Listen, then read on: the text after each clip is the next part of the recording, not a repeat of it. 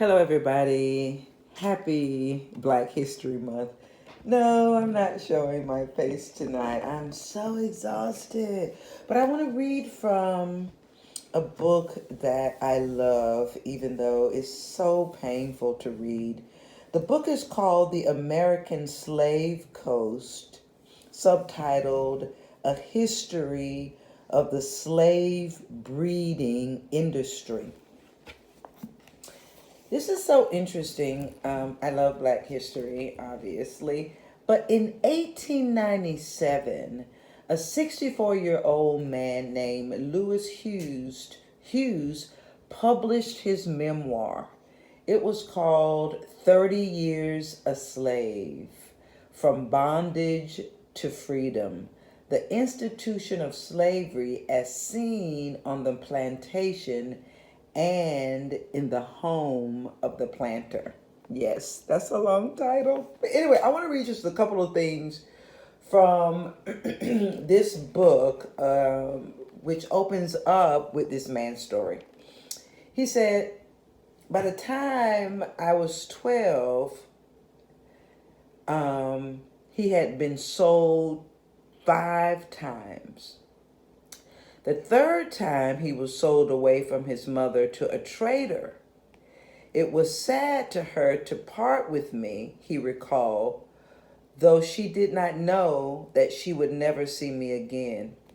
For my master had said nothing to her regarding his purpose, and she only thought, as I did, that I was hired to work out at the canal boat and that she would see me occasionally. But alas, we never met again.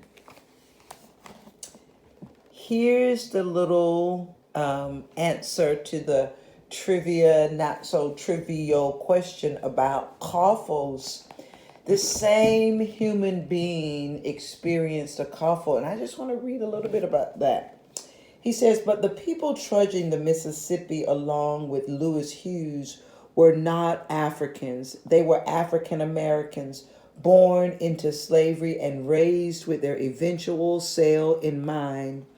Forced march in coffles attached, neck to neck, feet to feet, being guarded by guns, African Americans coffled across the United States.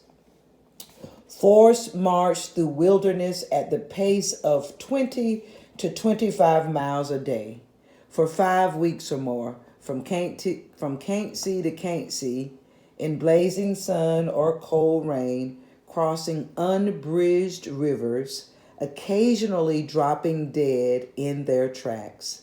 Hundreds of thousands of laborers transported themselves down south at gunpoint, where they and all their descendants could expect to be prisoners for life.